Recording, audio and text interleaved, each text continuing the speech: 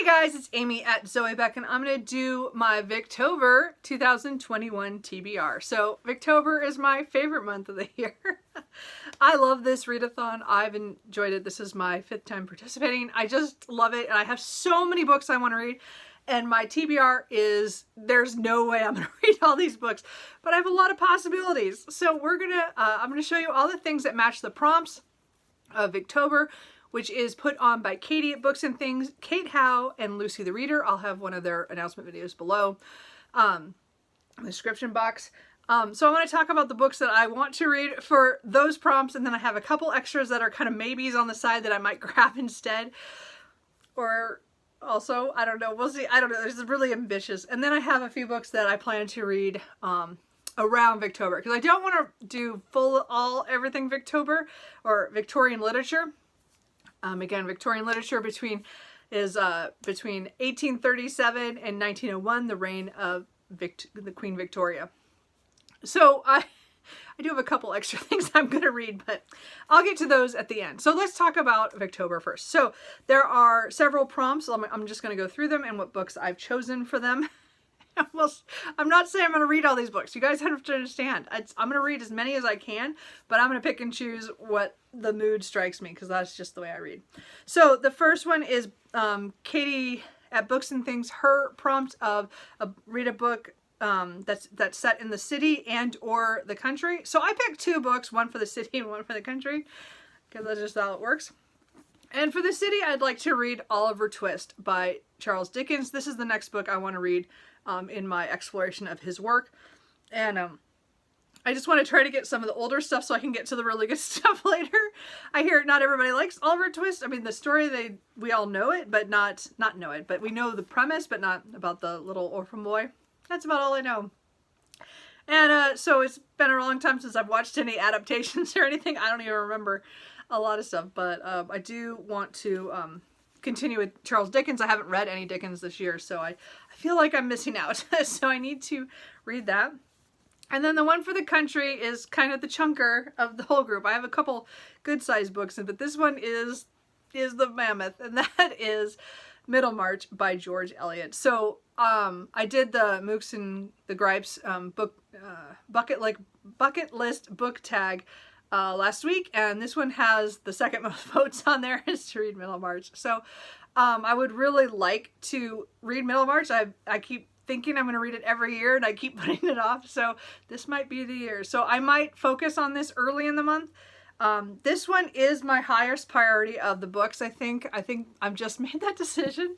This, I think, is really high. I do want to get to this because I have not read any Dickens this year. But this, I think, is the highest. I want to at least give this a shot. So, I don't know. We'll see. I don't know anything about it except that everybody loves it. Or a lot of people love it and a lot of people don't. It's kind of one of those books.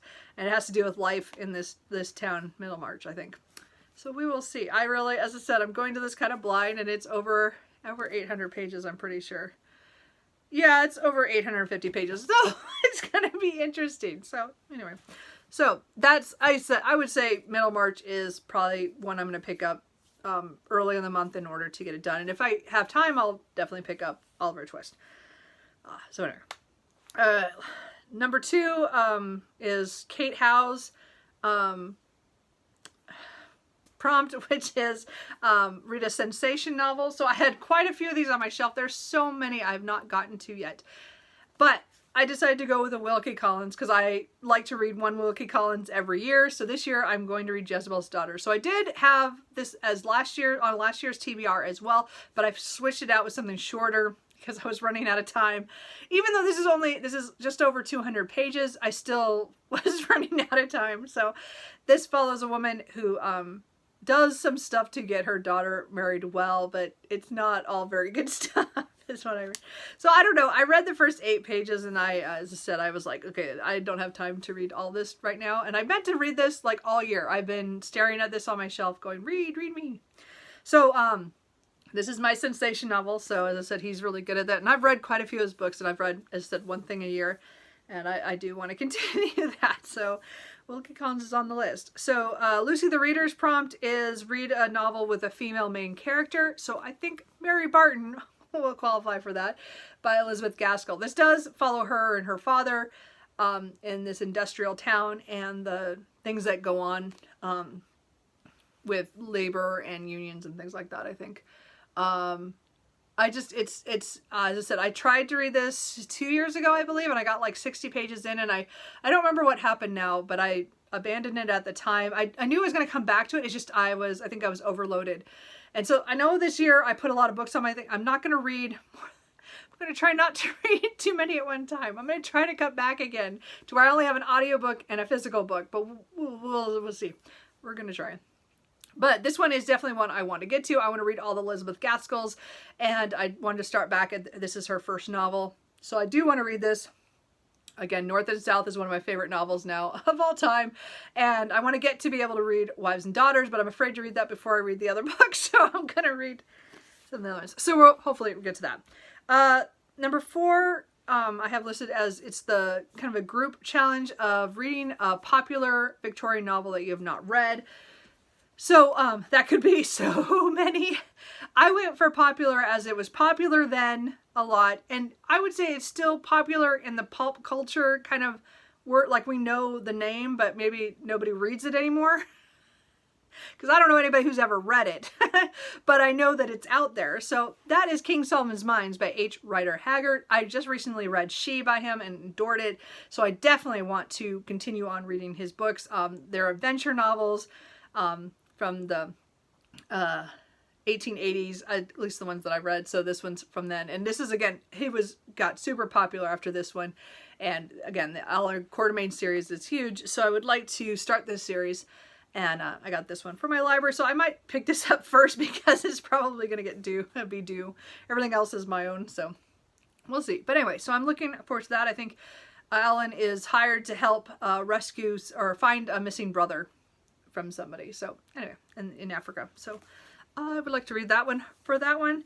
And then the 5th thing is to read out loud, or also listen to an audiobook. Or have the audiobook listen, you listen to an audiobook. So I have 2 that I'd like to get to. The first one is to continue my reading of Sherlock Holmes. I'm now going the memoirs of Sherlock Holmes is the next collection of short stories that I want to read. That's my next part in here. I read this. I was doing really good at reading a section of it every year, and then last year I didn't read a section, was bad on me. So I do have the audiobooks from Stephen Fry. So a lot of these are rereads for me that I read them when I was a kid, but I don't remember a whole lot about them.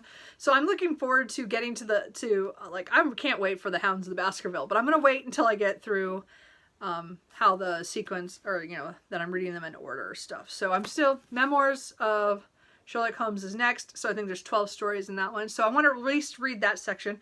If I can read more, that would be great. But I'm not going to force it. But that would be part of the audio experience that I want to do. And then the other one is I got Dr. Thorne by Anthony Trollope, which is the 3rd book in the Barsetshire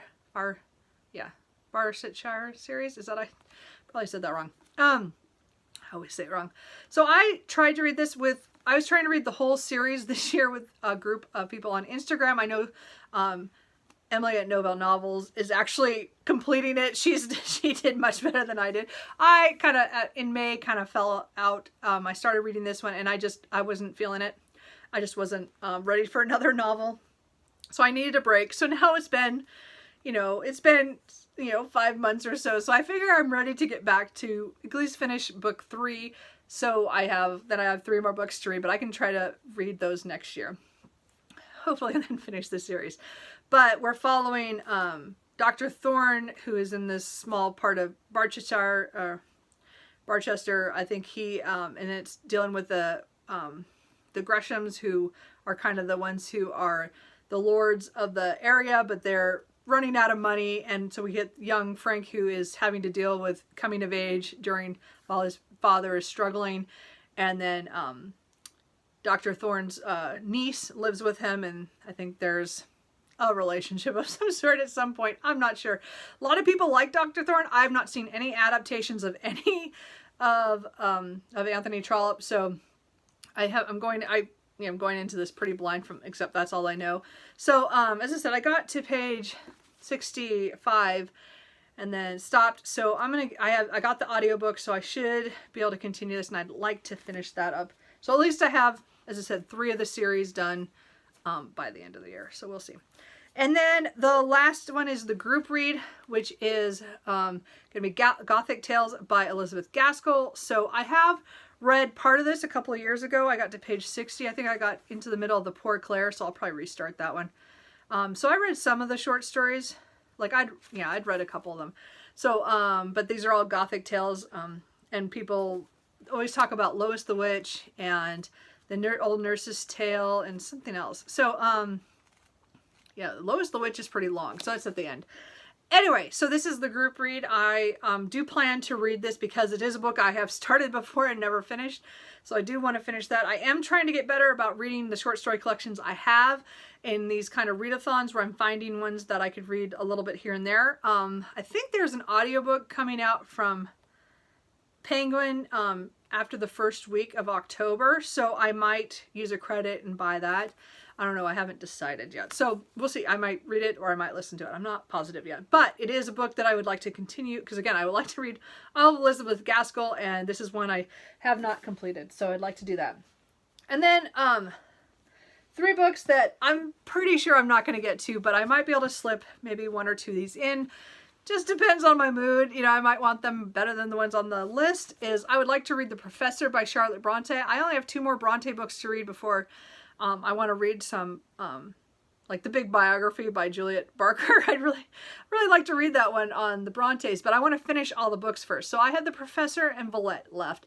And I think this year, if I get lucky and get to read The Professor, then at least I've made progress. So all I know about this one is Professor is I think he is an English teacher in all-girls school, and of course he falls in love with one of his students. So anyway, I don't know, probably controversial. I don't know, I haven't read it yet. It's not very long, so I could get to that one. I'd really like to try The Beatle by Richard Marsh, which is again about something about an Egyptian creature and committing crimes. I don't know, but it sounds good. I bought this last year. I really want to read this, but I just don't know if I'll get to it right now. And then one I'd kind of like to do because it's spooky season is Haunted Houses, 2 novels by Charlotte Riddle. And she is an author that has a lot of books, but I have 2 of her books on my shelf and I have not read them. So I would like to read one of them. So I think one's The Uninhabitable House and the other one's Fairy Water. And I think both of them have kind of a speculative element to them. So anyway, but I would like to get to this too. So maybe, I don't know, we'll see. So those are all my Victober picks. Just really quick, I am continuing my reading of the Kate Daniels series with Tea and all the books. So we're going to do Magic Binds, which is book 7. And then there's a short story in this collection, which is called Magic Steals. This one we're going to probably read first, and then this one for sure. I don't know if we're going to do any more during the month, but I am just loving reading the Kate Daniels series with her and getting through them. So at least we'll be reading these 2, maybe more. I don't know. So far that's what's on the schedule. And then I would like to maybe get to a couple of more other spooky books, like The Widow, or not spooky, but they have some kind of element to it. The Widow of Rose House by Diana Biller. I think there's a woman she's a widow.